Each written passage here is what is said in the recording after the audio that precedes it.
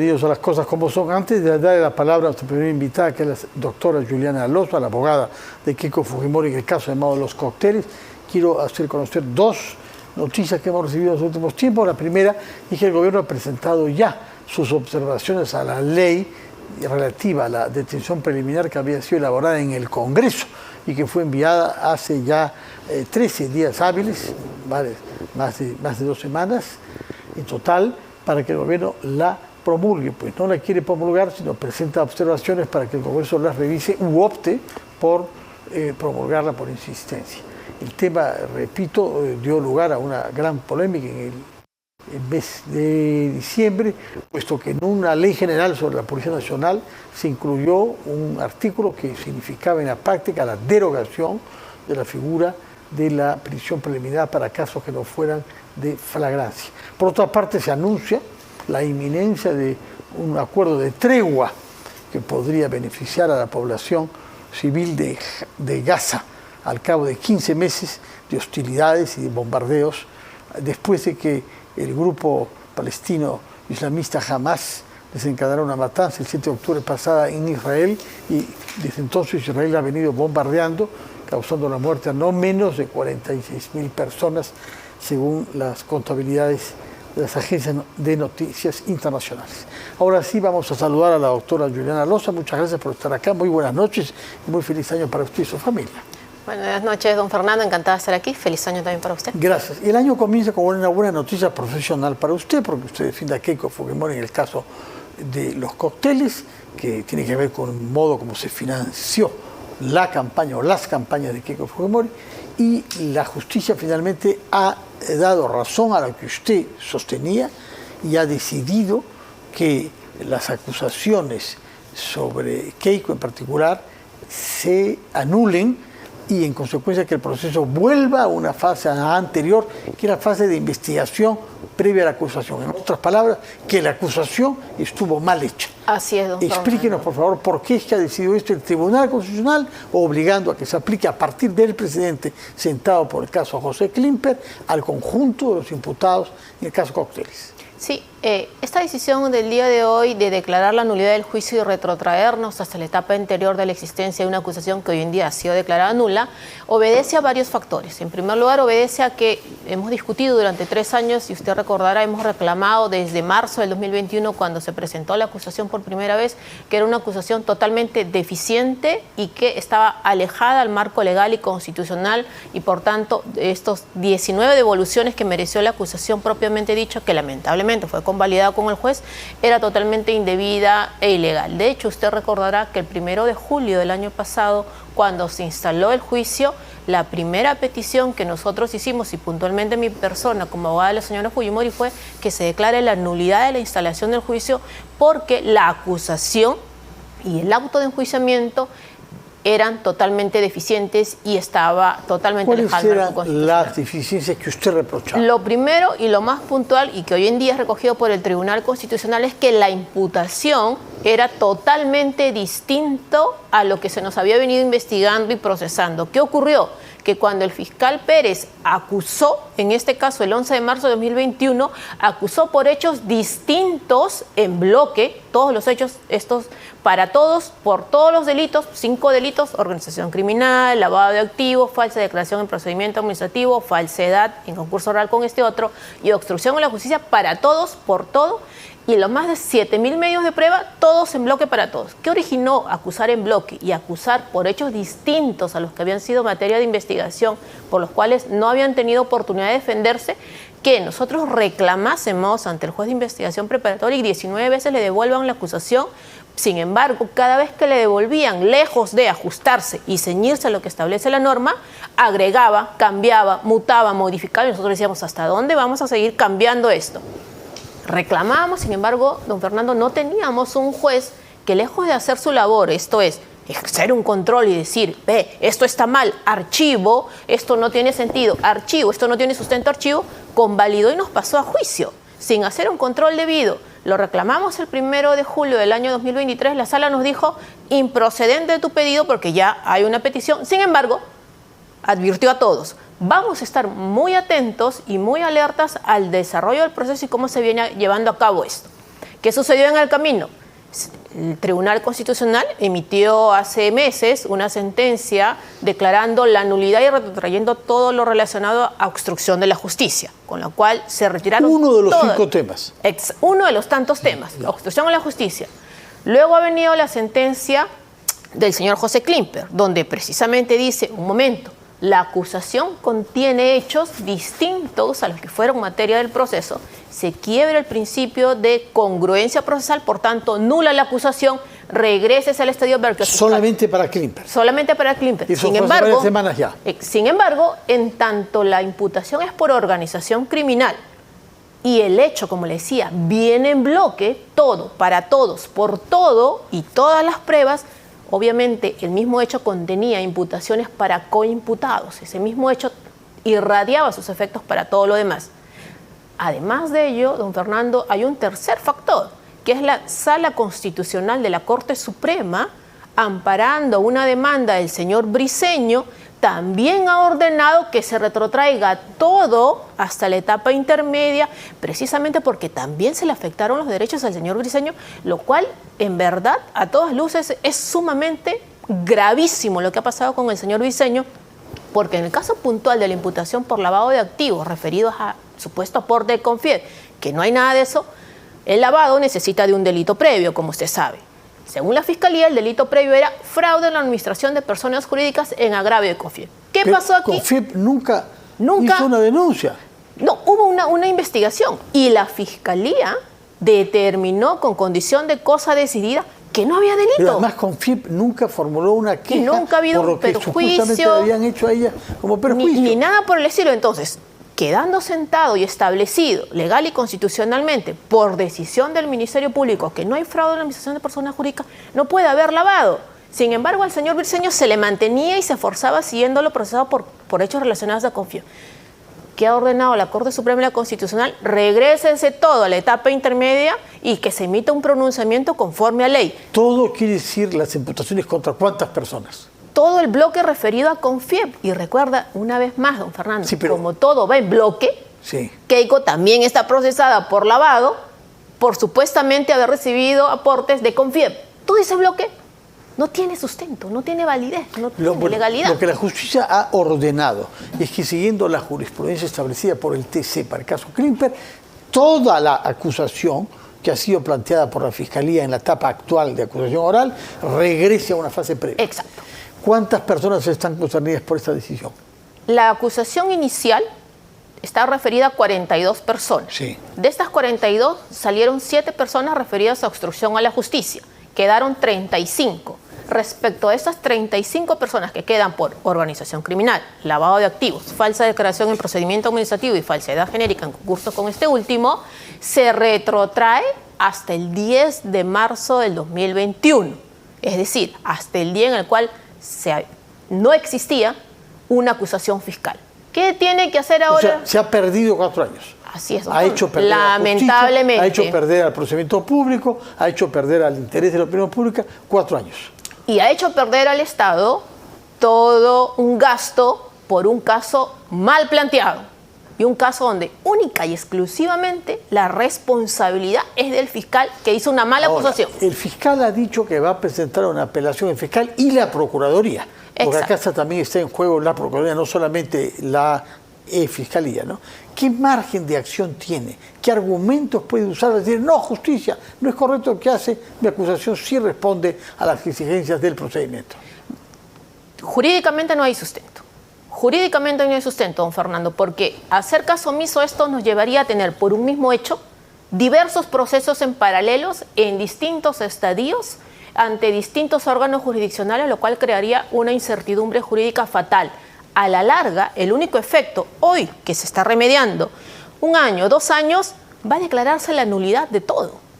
Cuando no, como siempre lo he reclamado, en el fondo, en tanto no hay lavado de activos, no hay un delito, eso va a terminar archivándose definitivamente, porque no tiene sustento jurídico ni legal. Pero eso pasará todavía dentro de cierto tiempo. Así es. Porque ahora se ha regresado, si no se acoge la apelación que han anunciado. Nosotros consideramos, pero por una cuestión técnico-legal, que ni siquiera se le debió haber concedido la apelación al fiscal. que esa será una cuestión técnico-jurídico que vamos a debatir a nivel de sala. ¿Por qué no?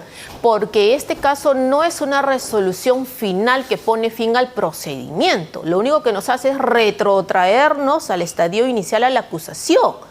En la ley marca, cuando son resoluciones finales que ponen fin al procedimiento, cabe una apelación.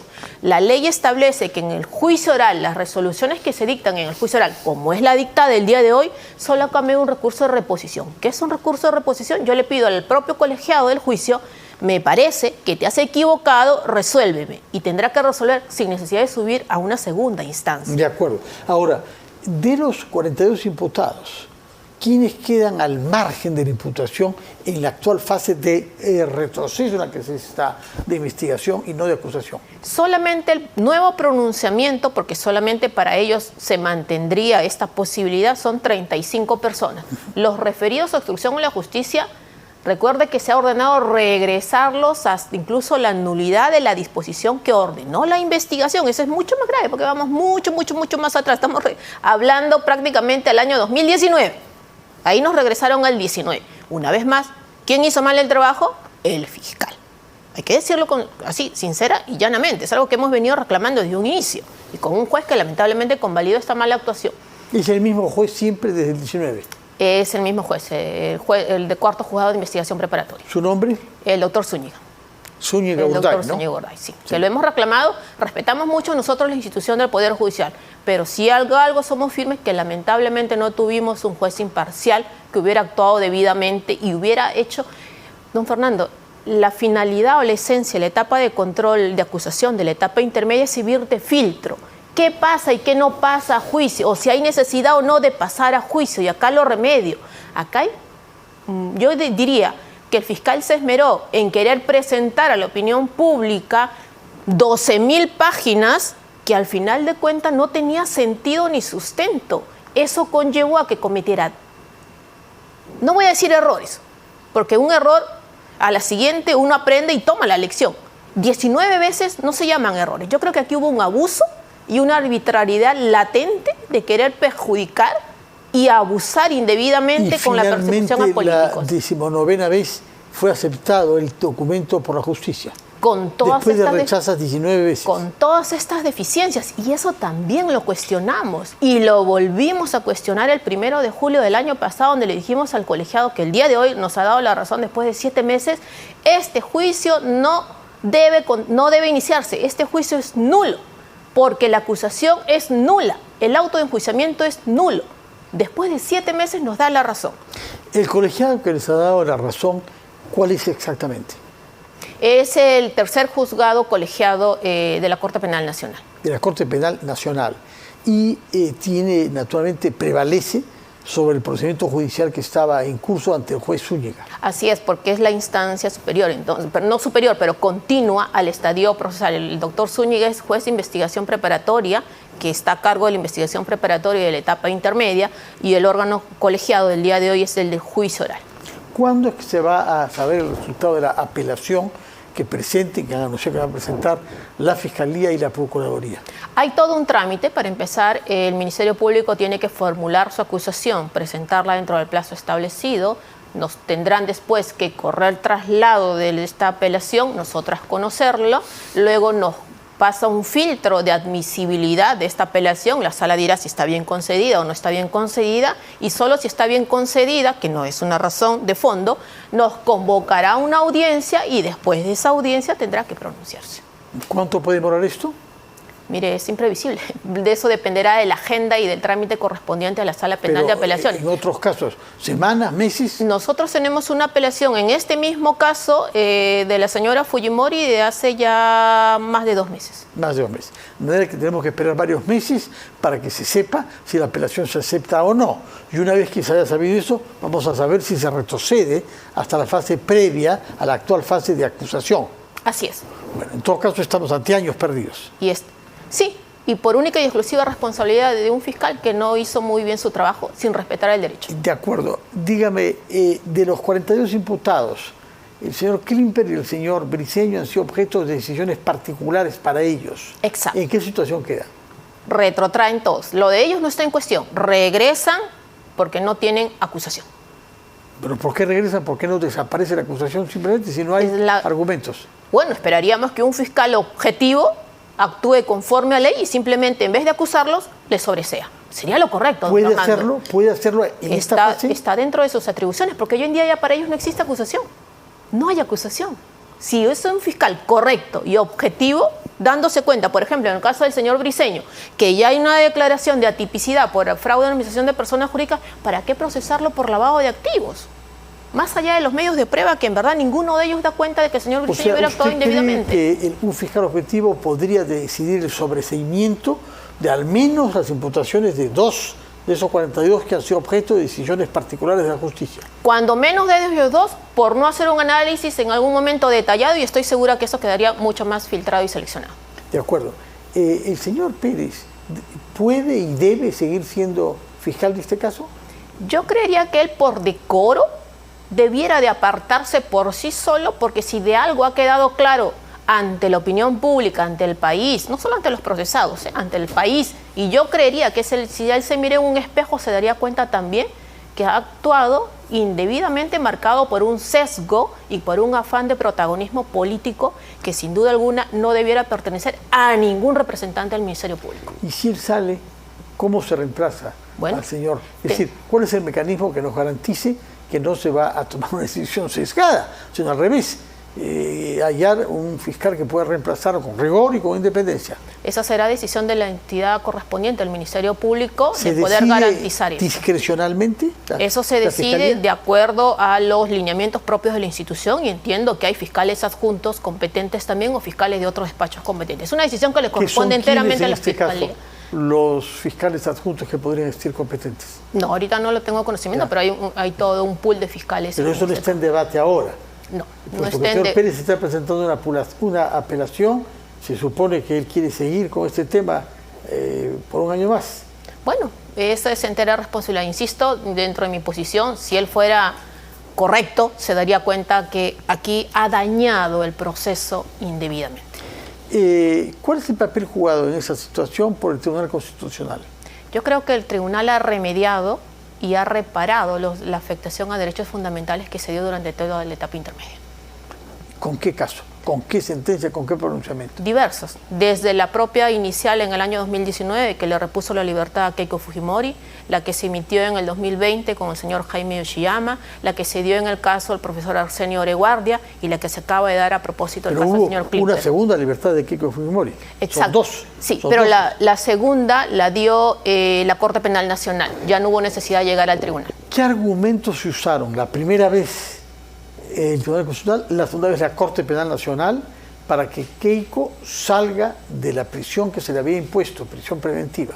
En ambos casos, el lineamiento general fue inexistencia de los riesgos procesales, porque los arraigos estaban determinados. Y en el caso del Tribunal Constitucional y también de la Corte Penal Nacional, incidieron mucho en la indebida o la falta de motivación de las resoluciones judiciales, porque no se habían atendido, por ejemplo, entre otros, que los elementos de convicción que estaba presentando la Fiscalía y que fueron validados por el entonces juez de investigación preparatoria no tenían el sustento ni la suficiencia probatoria, en este caso necesaria para privar de la libertad a una persona. Y además, don Fernando, incidieron que una medida tan grave como la prisión preventiva solamente se aplica en casos estrictamente excepcionales y necesarios, y que en el caso de la señora Fujimori, con ciertos requisitos como el riesgo de fuga, y que en este caso no se cumplían los riesgos procesales, ninguno de los dos, y que por tanto la medida era totalmente desproporcional. Por eso es que en ambos supuestos declararon la nulidad de la resolución de prisión preventiva. Bueno, por lo pronto, lo seguro es que no habrán por el instante sesiones del juicio oral en espera de la presentación de la apelación y la respuesta a esta apelación. Así es, y nosotros estaremos no hay más atentos. Diligencias previstas en este momento. No hay más diligencias. Va a entrar usted finalmente a un momento de reposo. Bueno, atendiendo otros casos que también llevo. De acuerdo. Bueno, muchas gracias por estar acá y por explicarnos esta situación que para muchos resulta inextricable y sobre todo de una duración increíble, ¿no? Porque habiendo de por medio personas que tienen más de 90 años, llama la atención que llevemos años de años en este proceso y que con esta decisión se vayan a prolongar aún más. Imagínese usted. ¿Qué alternativa hay? Que un juez correcto, imparcial, decida el archivo del proceso en la etapa intermedia. todo el proceso. Él tendrá que decir, de pronto nosotros somos firmes que aquí no hay lavado de activos, no hay organización criminal y no hay ningún tipo penal. Un juez imparcial nos hubiera dado la razón desde hace rato. Y en ese punto es claramente, naturalmente, la actitud de la defensa que usted representa. Esperemos que se decida en todo caso rápidamente y de acuerdo a derecho. Muchas gracias, señora Juliana Loza, abogada de Keiko Fujimori en el caso llamado Cócteles, que ha sufrido por el anuncio que hemos tenido hoy de un cambio importantísimo al ser anunciada una decisión de retorno de todo lo actuado a la fase de investigación, desconociéndose la acusación formulada por la Fiscalía. Muchas gracias, Juliana Loza. Muy buenas noches.